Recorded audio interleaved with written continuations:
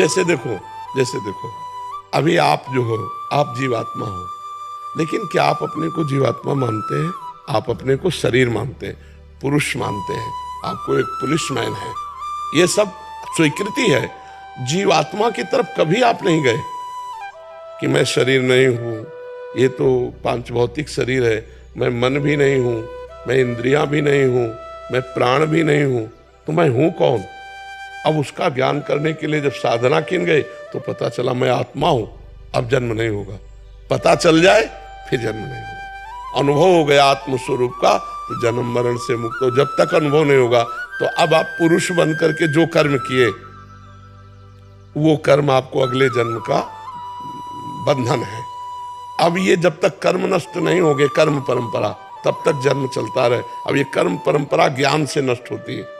हाँ, जो हम भजन करते हैं, भजन करने से जो हमें ज्ञान प्राप्त होता है तो उससे हमारे कर्म संस्कार भस्म हो जाते हैं। मानो ऐसे जैसे सोते हुए को जगा दिया गया।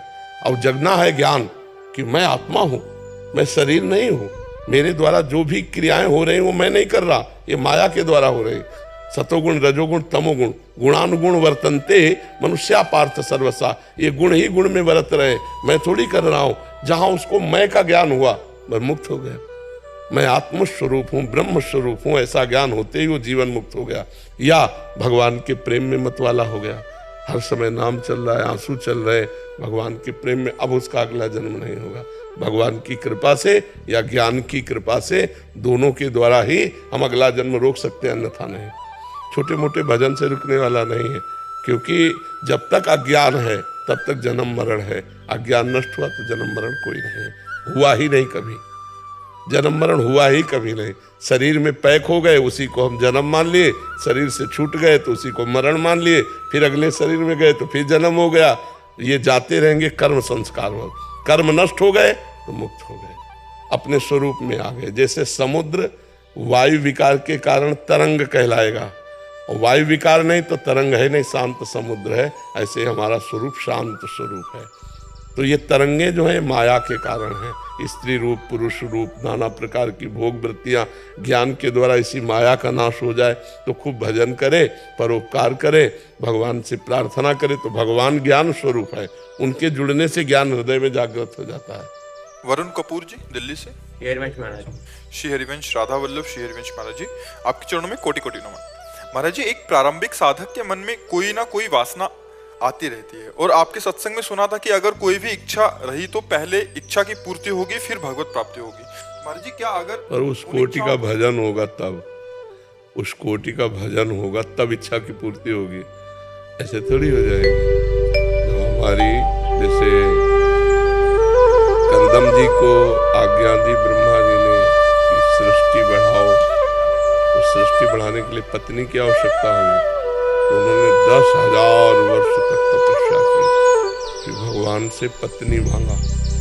देवहूति जी पत्नी के रूप में मिली, फिर भगवान स्वयं पुत्र रूप में आए, ये मांगा नहीं, और स्वयं उनका कल्याण करने के लिए कपिल भगवान के रूप में भगवान ने अवतार धारण किया। तो हमारी जो इच्छा है उसकी पूर्ति के लिए हमें उस कोटि का भजन भी तो चाहिए। जब भजन होगा तब पहले इच्छा पूर्ति होगी, फिर भगवत प्रेम होगा। या हम भगवान से प्रार्थना करें कि हमारी इच्छाओं का नाश कर दो और अपने चरणों का प्रेम दो, तो भगवान बिना इच्छा पूर्ति के भी हमारी वासनाओं का नाश कर देंगे और हमें भगवत प्रेम दे देंगे। तो हमें पहला काम करना चाहिए, बिना कुछ विचारे खूब नाम जप करे, सत्संग सुने, शास्त्रों का स्वाध्याय करे, बड़े बुजुर्गों की सेवा करे, पवित्र आहार पावे। इससे हमारी भूमिका ठीक बन जाएगी, आगे भगवान जैसा चलावे। अपने को खूब नाम जप करना है, जब भरपेट नाम जप करेंगे तो अपने आप सब आनंद ही आनंद हो जाएगा। वासना भी पूर्ति होगी तो प्रसाद रूप होगी, वो हमें फंसाने वाली नहीं होगी। भगवान से जो वासना की पूर्ति होती है वो हमको वैराग्य दिलाती है, और जो अपने कामनाओं की पूर्ति संसारिक कर्म से होती है वो हमें राग युक्त कर देती है, आसक्त कर देती है। भगवान के द्वारा दी हुई वस्तु अनासक्त कर देती है। ये संसारिक और भगवान से लेने में अंतर है। जब भगवान कोई भोग देंगे उसको भोगते ही अनासक्त हो जाएगा, और जब संसार में कर्म के अनुसार भोग मिलेगा तो उसमें आसक्ति बढ़ जाती है। आसक्ति होने से दुर्गति होती है, अनासक्त होने से मुक्त हो जाता है। जैसे विभीषण जी जब लंकाधिपति बनने का भाव करके आए थे तो भगवान ने सबसे पहले लंकेश करके संबोधन किया। तो उनका प्रभु उर्कछ प्रथम वासना रही, पहले तो थी अब तो नष्ट हो गई, आपके चरणों को देखकर अब तो अविरल भक्ति चाहे। तो भगवान ने कहा भक्ति भी मिलेगी और लंकाधिपति भी एक कल्प तक का राज्य तुम्हें स्वीकार करना है। तो विभीषण जी एक कल्प तक के लिए अब भी राजा है और भगवान की भक्ति में युक्त है।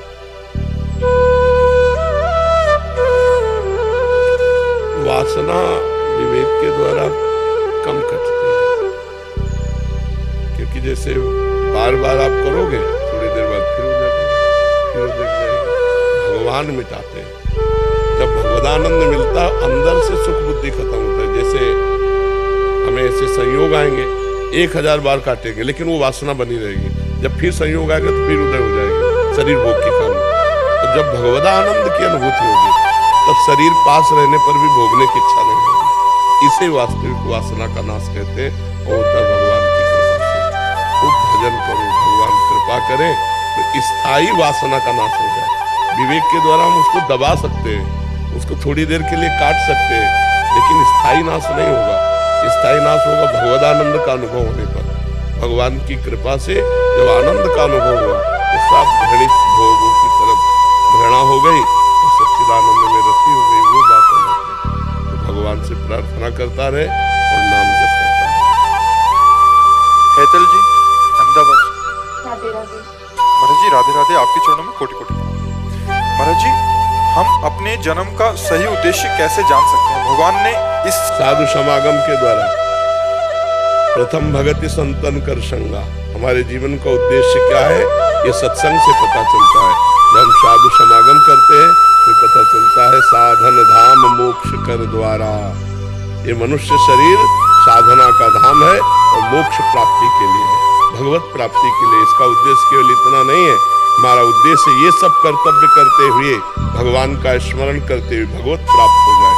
हमारा दोबारा जन्म न हो, अगर जन्म हो तो उत्तम मनुष्य योनि मिले और भगवत भक्ति संपन्न रहे और भगवान की जय जयकार करते हुए जन्म व्यतीत करें तो सार्थक है। तो हमारे मनुष्य जन्म का उद्देश्य भगवत भजन, भगवत प्राप्ति। अगर ये नहीं हुआ तो ये सब करते हुए भी हमारी दुर्गति नहीं रुकेगी। दुर्गति रुकेगी भजन से। जिन हरि भगत हृदय नहीं आनी, जीवित सब समान प्रेम। जिसके हृदय में भगवान की भक्ति नहीं, वो जीते जी मुर्दे के समान है। महाराज जी ये जब बहुत लेट पता चलता है तो बहुत अफसोस होता है। कोई बात नहीं, आखिरी श्वास भी काम कर जाएगी। अब जितनी श्वासें हमारी बची हैं, अगर हम इतनी श्वासों में राधा राधा रटते हैं, मान लो हमारे पास 2 श्वासें हैं, हमने कहा राधा राधा और मर गए तो राधा की प्राप्ति हो जाएगी। अंतःमति सुगति। अगर अंत में अपने पुत्र के बहाने नारायण पुकारा जा मिलने तो नारायण भगवान मिल गए ना। तो हमारी जितनी श्वासें हैं, खड़वांग जी को पता चला कि 2 घड़ी, अब 48 मिनट हमारे पास टाइम है, तो 48 मिनट उनका बहुत है। 48 मिनट और आंख मूंदा चित्त वृत्ति भगवान में लगा दी, 48 मिनट में भगवत प्राप्त हो गए। तो हमको ये डरना नहीं है। जितने भी सेकंड हमारे पास है भगवत प्राप्ति के लिए पर्याप्त है। तो उसमें नाम शुरू कर दें, राम राम हरि हरि कृष्ण कृष्ण राधा राधा। जो नाम प्रिय हो वो नाम निरंतर जपते रहे। तो जिस श्वास में नाम लेकर प्राण छूट गए हमें भगवान की प्राप्ति हो। हमें पता कैसे चलेगा कि हमको भगवान ने किस कार्य के लिए भेजा हुआ है? संत समागम से बताया ना, क्योंकि ऐसे आपको क्या पता चलेगा? अगर आप असंत जनों का संग करोगे तो वो यही शिक्षा देंगे, मात पिता बाल कहीं बुलावे, उदर भरे सोई जतन सिखावे। पर कई बार अच्छे कर्म करने के बाद भी पेन होता है, तकलीफ होती है। पूर्व जन्म के पाप कर्म के अनुसार अच्छा कर्म कभी दुख नहीं देता। जैसे हमने अभी अच्छा कर्म किया, हमारे शरीर को पेन हो रहा है, तो पूर्व जन्म के कर्म से। ये वर्तमान का कर्म नहीं है। अच्छा कर्म कभी दुख नहीं देता और बुरा कर्म कभी सुख नहीं देता। तो हमारे द्वारा जो बुरा कर्म हुआ वो आज अच्छे कर्म करने पर भी हमें दुख दे रहा है, नहीं देख रहा। तो इसलिए हमको धैर्यवान रहना चाहिए कि मेरे ही किसी कर्म का फल मुझे दुख दे रहा है, लेकिन आज मैं अच्छा हूँ इसलिए आगे दुख नहीं मिलेगा, आगे अच्छा जीवन होगा जी। क्योंकि कई बार ऐसा देखते हैं कि हम अच्छा कर्म कर रहे हैं, हमको फल की प्राप्ति कम हो रही है, जो बुरे कर्म कर रहे हैं उनको ज्यादा फल की। शायद इस पर हजारों बार बोल चुके हैं कि हमारे पूर्व के प्रारब्ध कर्म होते हैं। अभी अभी इस बच्ची से कहा कि अभी कहा नहीं, तो ये होता है हमारे पूर्व कर्मों के आधार पर।